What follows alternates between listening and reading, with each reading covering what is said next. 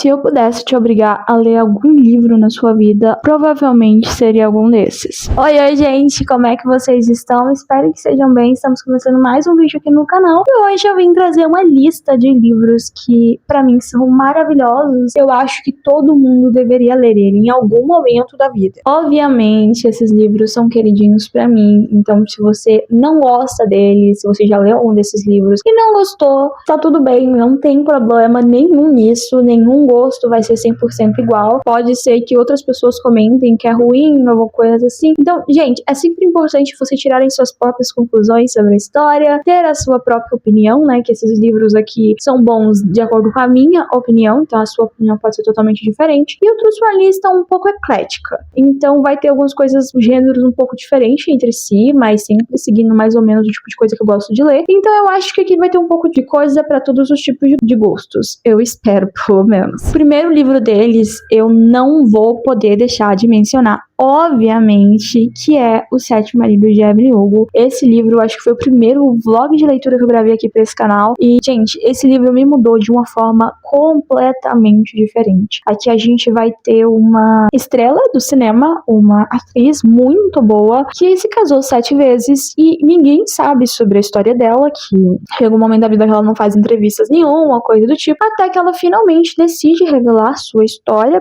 pro mundo. Ela já tá velha, já foi, né, o momento dela, e ela finalmente decide revelar a história dela pro mundo, mas pra uma jornalista em específico.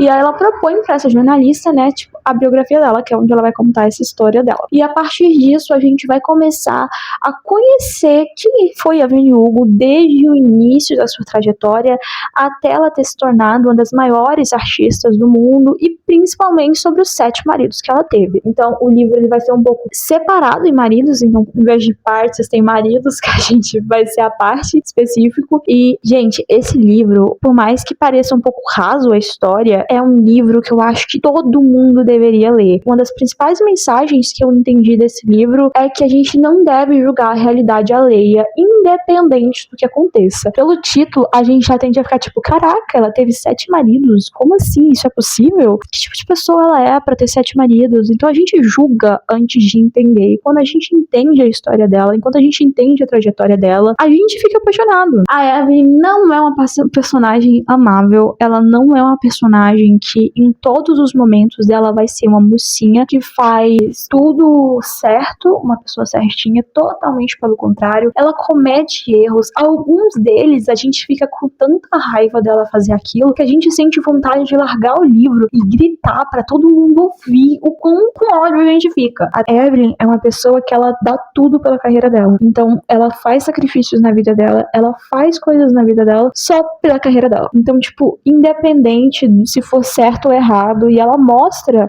aqui pra nós o quanto esse mundo de pessoas famosas é podre.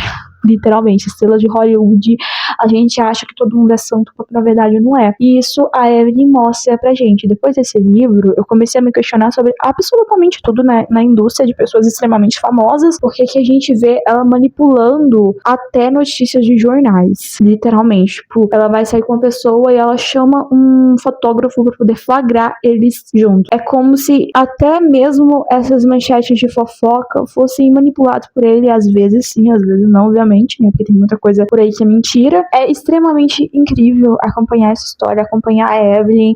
Tem representatividade nesse livro, então também a gente vê um pouco dessa luta das pessoas LGBTs. Esse livro, ele vai se passar nas décadas dos anos, acho que é mais pros anos 50, né? 50, 60, 70, 80, por aí, entendeu? Então é mais ou menos por esse lado que vai ser toda a trajetória de vida dela. Foi mais ou menos nessa época aí.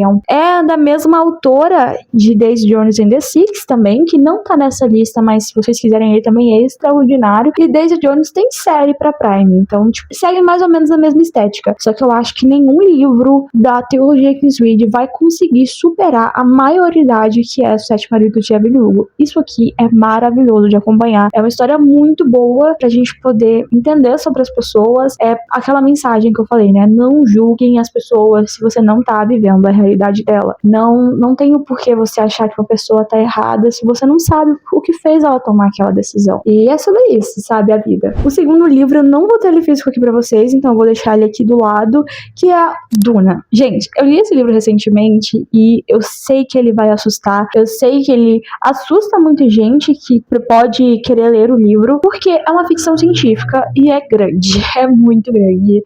O primeiro livro tem em torno de quase 800 páginas por aí, o segundo já tem menos de 200, então eu gostei de pensar nisso, tipo, tá, o primeiro é grande, mas o segundo já é menor. Então são duas grandes trilogias do universo, você pode ler a primeira e a segunda, você pode ler só a primeira, porque a primeira finaliza a história. Eu li apenas o primeiro livro até agora e já recomendo ele, porque é muito bom.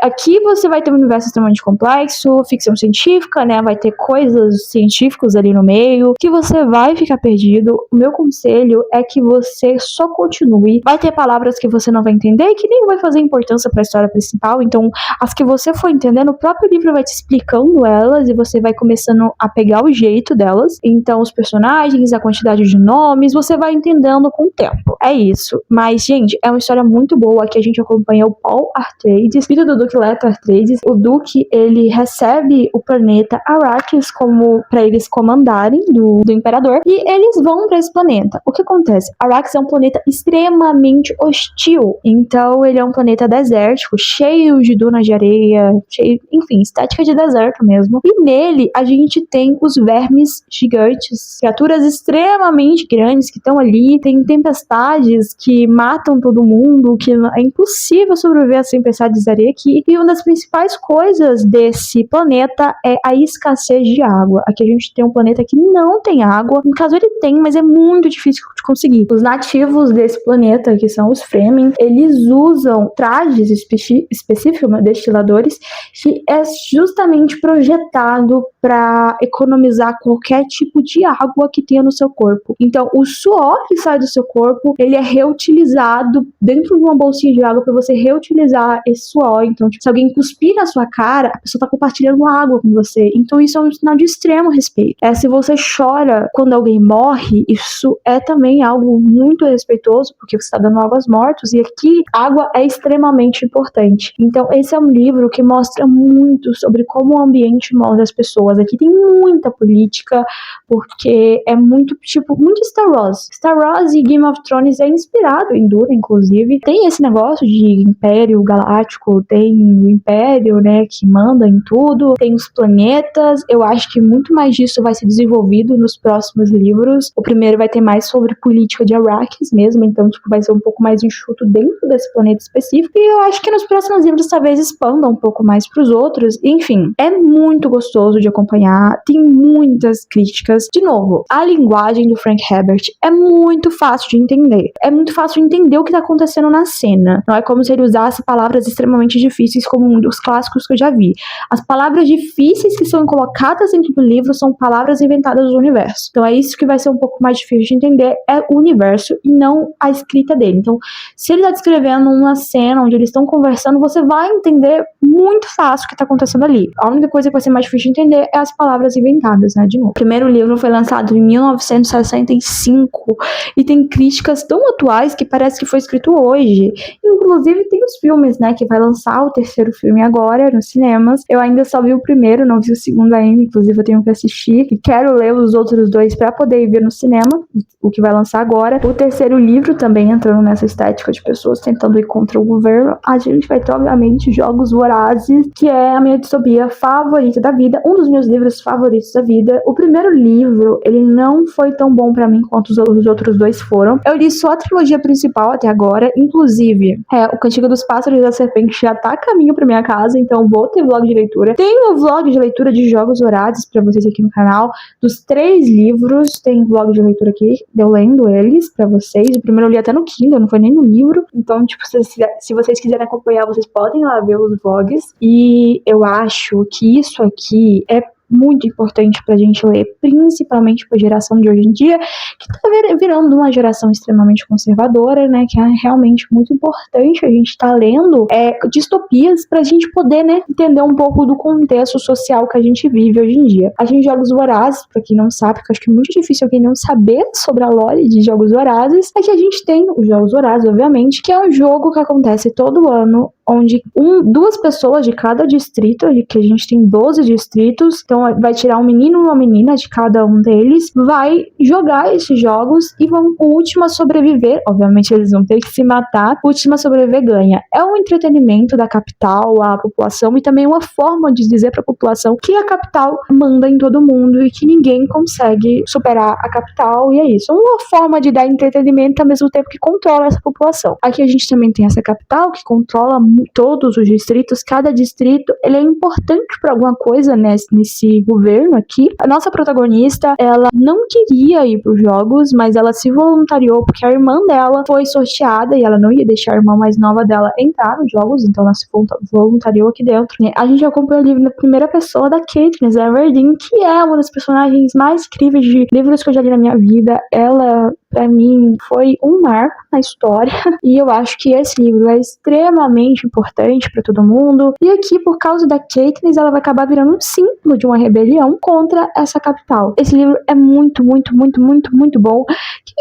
Quem viu os meus vlogs de leitura vai saber, porque eu chorei em todos eles, principalmente quando o assunto era o Pita. Puta merda, o último livro me fez chorar do início ao fim. Eu terminei a trilogia devastada, achei que a minha vida tinha acabado depois de terminar o terceiro livro. Enfim, 5 estrelas favoritada. Por favor, leiam. É muito, muito, muito, muito bom. A nossa quarta indicação aqui é uma indicação que, obviamente, fica dentro de quase todas as listas que eu faço, que é A Rebelde do Deserto. De novo, tem resenha aqui no canal só desses livros onde eu conto mais especificamente sobre eles, mas eu acho que esse é um livro que não tem o hype que ele merecia, pois eu acho que Rebelde do Deserto merecia mais rápido.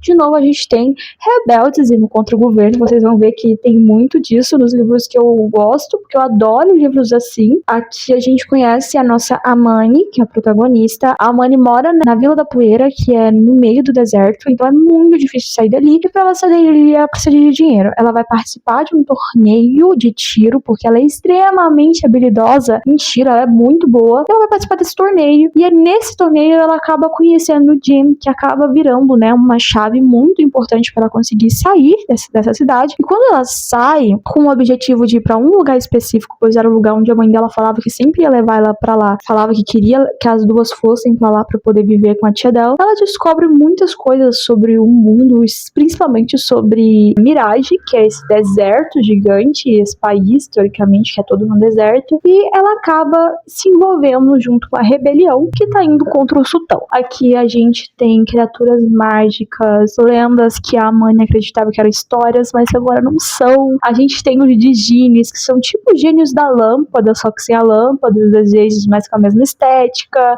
A gente tem seres, a gente tem a Mani lutando, a gente tem a Mani traindo as pessoas. Eu fico com tanta raiva, porque a mãe, às vezes, ela trai o Jen, deixa ele pra trás e segue o caminho dela, porque ela tem um objetivo e ela não quer deixar ninguém atrapalhar ela. Então, a partir do momento que ela vê que alguém tá atrapalhando ela, tipo, foda-se você, eu vou seguir minha vida. Então, a Mani é uma personagem muito incrível, eu adoro ela, e tem muito mais coisa, mas que eu não posso mencionar, senão é spoiler, e que pra vocês a experiência vai ser muito melhor se vocês lerem sem saber de nada, que foi o que aconteceu comigo.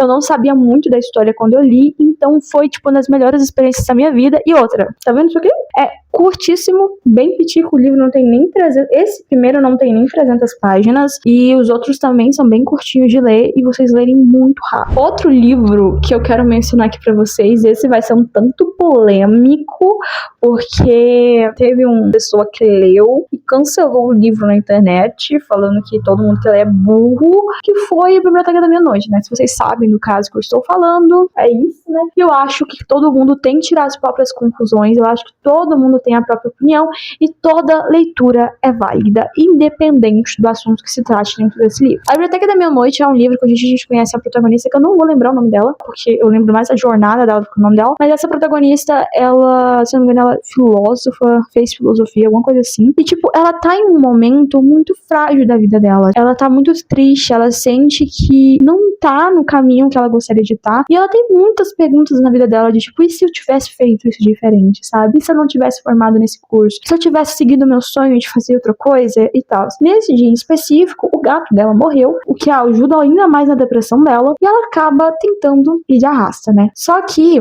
ao invés de morrer, ela vai pra essa biblioteca, que é a Biblioteca da Meia-Noite, onde todos os livros são verdes, e cada livro é uma versão da vida dela, pra cada decisão que ela poderia ter tomado diferente. Ela recebe um livro, que é um livro com todos os arrependimentos da vida dela, e os e se's da vida dela, né? Tipo, e se eu tivesse feito isso? E ela acaba decidindo explorar cada vida pra saber como seria a vida dela se ela tivesse tomado todas as decisões. Esse livro é muito bom. Eu gostei bastante, pelo menos. A gente vê ela explorando essas vidas, né? Tipo, e se eu tivesse tido filho e casado com um cara que eu não fiquei? A gente vê a vida dela com isso. Então ela fica buscando tudo isso, a vida perfeita. E esse livro termina com uma mensagem muito boa de acompanhar. Eu, particularmente, amei. E, gente, recomendo pra todo mundo, é muito, muito bom. Eu acho que quem vai gostar desse livro é principalmente pessoas que tá em fases da vida, que tá se arrependendo das decisões que tomou, pessoas que acham que a vida poderia ser diferente, tomasse um si diferente. É muito bom, apesar de muita gente reclamando. De novo, todo mundo tem que tirar a própria conclusão. Gente, recomendo muito. Eu gostei muito da história. Esse livro realmente me ensinou muita coisa e mudou um pouco das coisas que eu penso hoje em dia. Foi um dos primeiros livros que eu li também. Eu li muito tempo atrás, então, tipo, eu guardo ainda na lembrança os ensinamentos que eu aprendi nesse livro. E por fim, que eu também não vou deixar de mencionar aqui, é um dos meus livros favoritos da vida. De novo, muita gente odeia esse livro, muita gente fala que é ruim. E, gente, de novo, tirem suas próprias conclusões, tá? Porque pra mim isso aqui é uma obra-prima. Esse livro foi um dos livros que eu li que me fez lembrar o que eu amava ler e me fez adentrar ainda mais nesse universo dos livros. E aqui é um universo extremamente custoso de acompanhar. Isso consagrou Holly Black como uma das minhas autoras favoritas da vida.